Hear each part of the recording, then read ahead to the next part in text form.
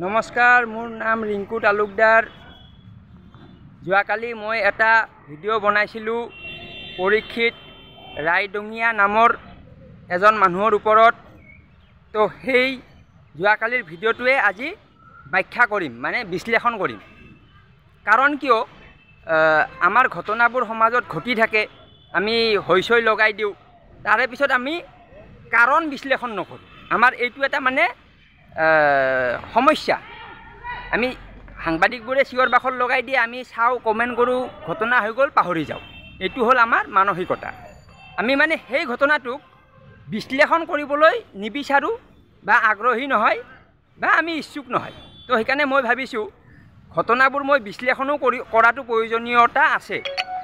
তো এই যিজন পৰীক্ষিত ৰায়ডঙীয়া নামৰ মানুহ, তেওঁৰ ক্ষেত্ৰত কি হ'ল মই কালি ক'লোঁ। তেওঁ মানে সেই স্কৰপিঅ' গাড়ীত এগৰাকী যুৱতী, মানে 18 বছৰৰ তলৰ যুৱতীৰ সৈতে তেওঁ কিবা চুমা খাইছে, কিবা কৰিছে আৰু এইবিলাক কৰিছে। তাৰপিছত ভিডিঅ' ভাইৰেল হৈছে।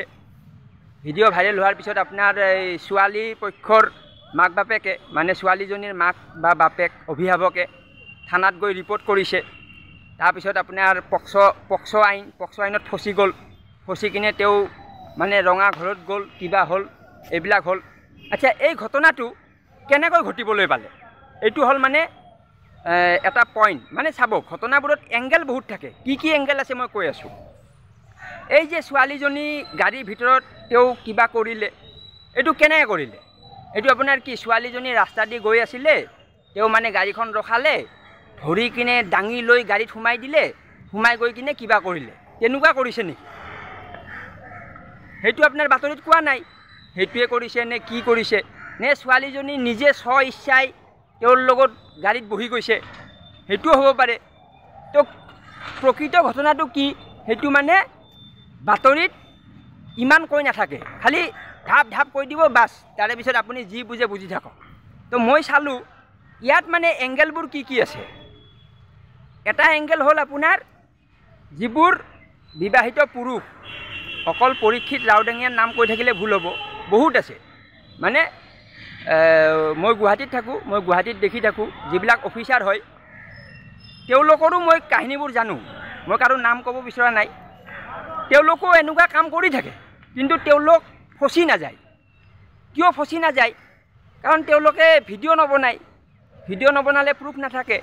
দ্বিতীয়তে, যাৰ লগত মানে সেই অনৈতিক কামটো কৰে, কিবা চুমা টুমা খোৱা, সাৱটি এইবিলাক কৰেতো, সেইজনীয়ে মানে অভিযোগ নিদিয়ে। কাহিনীটো সেইটোতো, মানে অভিযোগটো নিদিলে একো নাই, অভিযোগটো দিলেহে জেংটো লাগে। তো সাংবাদিকে বাতৰি কেনেকৈ পায়, এইটো এটা বিষয়।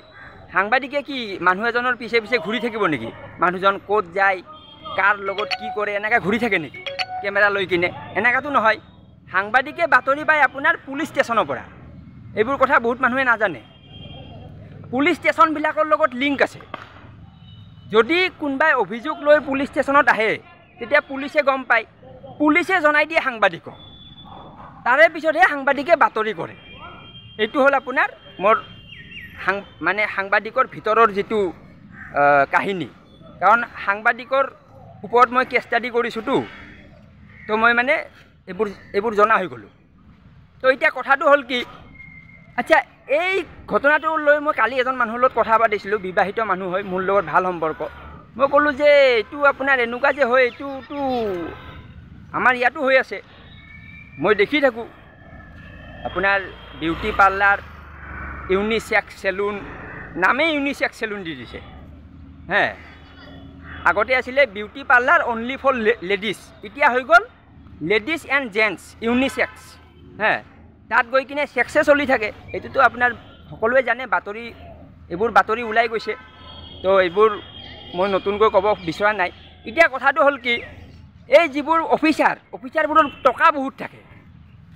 টকা মানে তেওঁলোকৰ দৰমহা পায়, কমিশ্যন পায়, তেওঁলোকে টকা খৰচ কৰিবলৈ ঠাই বিচাৰি নাপায়।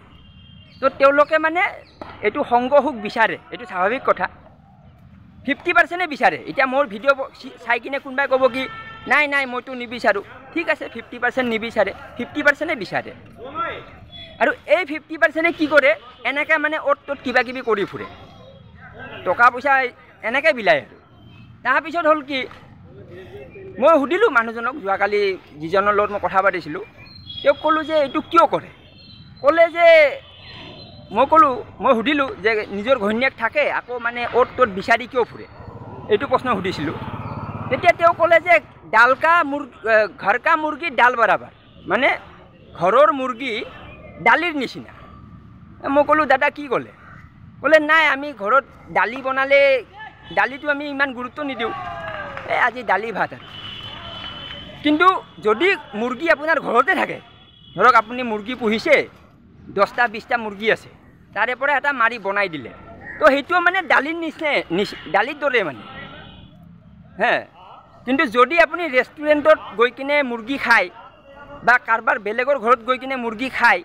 সেইটো মুৰ্গীহে মানে সোৱাদ পায় তেওঁ সেই কথাটো ক'লে তেতিয়া মই অলপমান কথাটো ইয়াৰ লগত লিংক হৈ গ'ল তাৰমানে নিজৰ যদিও ঘৈণীয়েক থাকে তথাপি বেলেগৰ ঘৈণীয়েক অফিচাৰবোৰে বিচাৰি ফুৰে এতিয়া মোৰ ভিডিঅ' চাই কোনোবা অফিচাৰে ক'ব এই ভাই মইতো এনেকুৱা নহয় মই কৈছোঁ 50% নহ'ব পাৰে 50% হয় এইটো মানে যদি 50% নহয় বুলি কয় মই একদম লিষ্ট উলিয়াই দিম যদি কোনোবাই মোক ক'ব পাৰে 50% হয় 50% মানে কি 100জন মানুহৰ 50জন তেনেকুৱা হয় তো তেওঁলোক ফচা নাই কিয় ফচা নাই কাৰণ তেওঁলোক ওলাই আহে টকা দি দিয়ে টকা পালে আকৌ সেই মহিলা হওক যুৱতী হওক বা তেওঁলোকে মানে এইটো অভিযোগ নিদিয়ে খেলটো সেইটো তো এইটো আছিলে কাহিনী তো এইটো আমাৰ ছ'চিয়েল মেছেজ হয় আৰু এইটো যিহেতু এটা ডাঙৰ ইছ্যু হয় এইটো আপোনাৰ এটা মানে আমাৰ সমাজত ঘটি থকা ঘটনা ঠিক আছে ধন্যবাদ